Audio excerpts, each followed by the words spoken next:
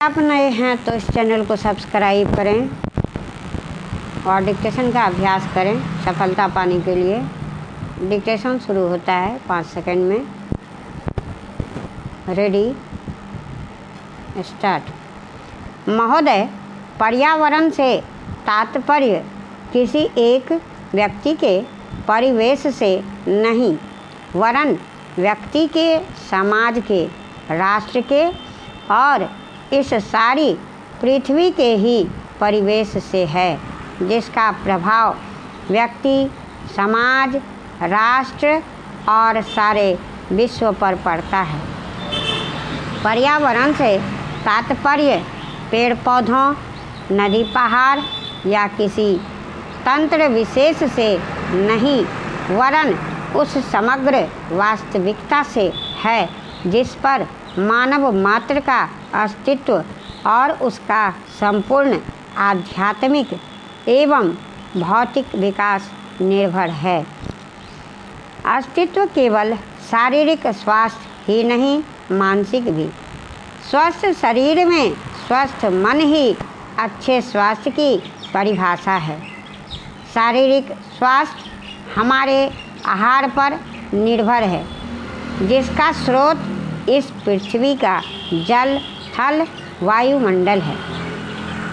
मानसिक स्वास्थ्य भी प्रकारांतर से इन्हीं पर निर्भर है, क्योंकि जैसा खाए अन्न वैसा बने मन।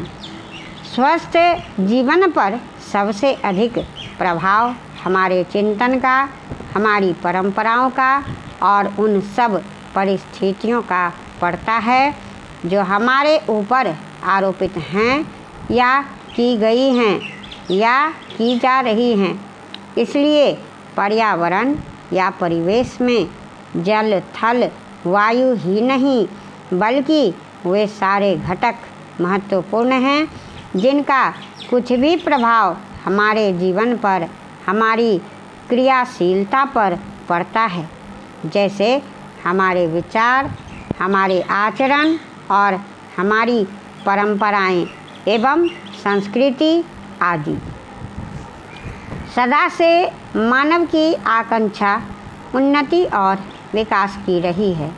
जगत का अर्थ ही है गतिमान, और गति दोनों ओर संभव है। उन्नति की ओर भी और अवनति की ओर भी।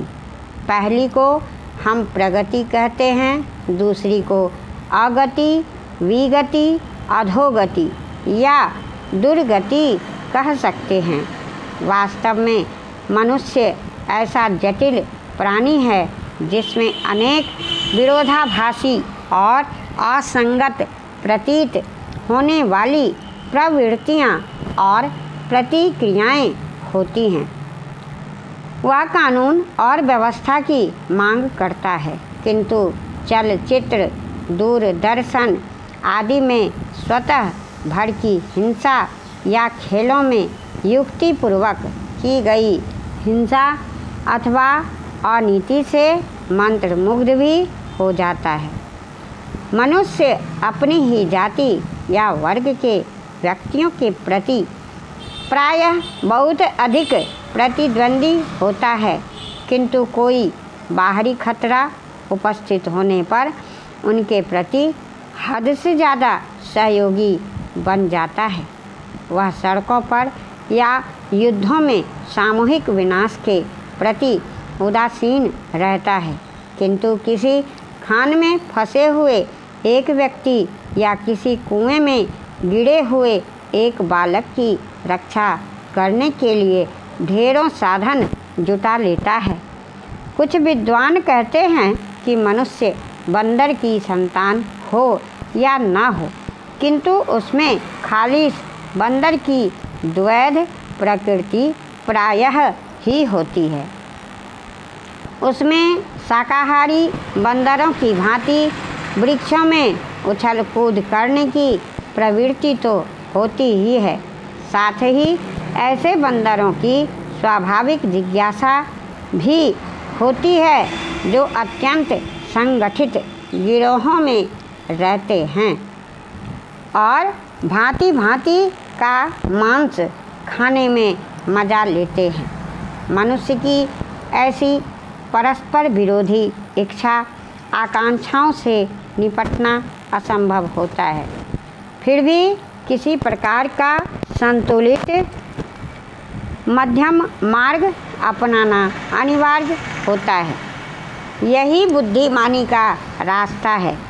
विद्वानों ने मानव की मूलभूत आवश्यकताओं को 5 स्तरों में रखा है।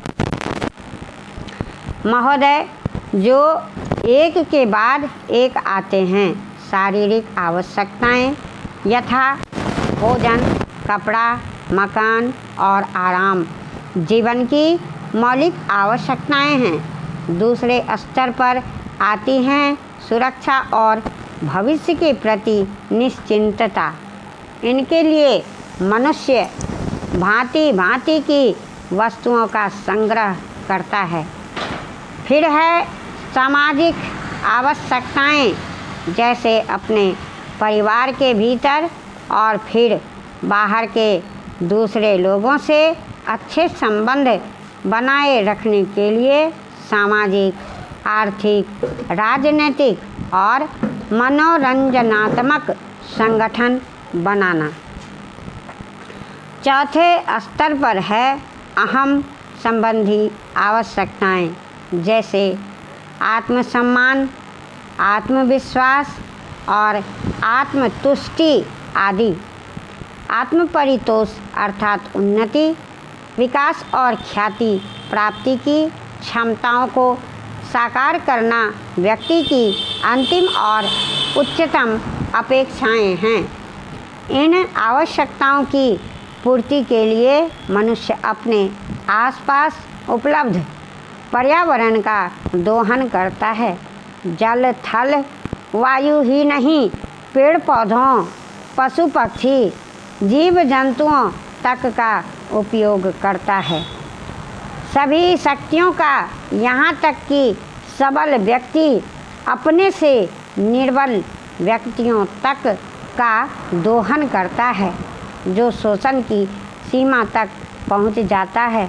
इसके लिए भांति भांति की तकनीकें खोजी और अपनाई जाती है। प्रौद्योगिकी ने मनुष्य को भांति भांति की आवश्यकता की वस्तुएं अभूतपूर्व प्रचुरता से देकर संतुष्ट किया है और आवश्यकता की सीमा रेखा भी खिसकाई है। विलासिता और सजावट की ऐसी सामग्री भी दी है जो अब बहुत कुछ आवश्यकताओं में गिनी जाने लगी है। स्वचल वाहन, दूरदर्शन, धुलाई मशीन, सफाई मशीन, सिलाई मशीन, स्टोव, चूल्हे, मिक्सी, फ्रिज आदि आदि अब बहुत से लोगों के लिए अनिवार्य आवश्यकता की कोटि में आ गई है। तकनीकी और औद्योगिकी से यह सब संभव हुआ है, किंतु एक ऐसा अल्प वर्ग भी है जिसके लिए विलासिता आवश्यकता की कोटि में आ चुकी है। विज्ञान की जन समुदाय के लिए तो मौलिक न्यूनतम आवश्यकताएं भी विलासिता ही बनी हुई है। औद्योगिकरण के सहारे मनुष्य ने जितना भी विकास किया है उसे वह उन्नति कहकर संतोष करने लगता है और अपनी द्वैध प्रकृति के कारण यह ध्यान नहीं देता कि इस विकास से वर्ग भेद पनपा है। अमीरी गरीबी के बीच की खाई चौड़ी हुई है। जो व्यक्ति मानव की समानता, समाजवाद या साम्यवाद के गीत गाता है, वही अपनी द्वैध प्रकृति के कारण अपने पर्यावरण, यहाँ तक कि मानव के भी शोषण के नए नए तरीके खोजता है। यह शोषण बलात्कार की सीमा तक पहुँच गया है। मनुष्य ने अपनी बुद्धि का प्रयोग किया। फलस्वरूप भांति भांति का औद्योगिकरण हुआ और जल, थल, वायु सब प्रदूषण के शिकार हो गए। जितना ही अधिक विकास हुआ उतना ही अधिक विनाश हुआ। प्राकृतिक संपदा का भीषण ह्रास हुआ।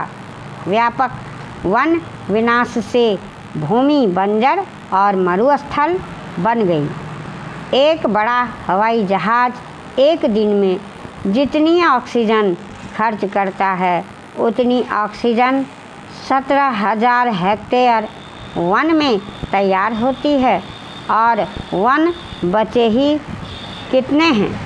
इस उद्योग प्रधान सभ्यता का केंद्र पूंजी है और धर्म स्वार्थ है। मनुष्य मनुष्य का शोषण कर रहा है देश का।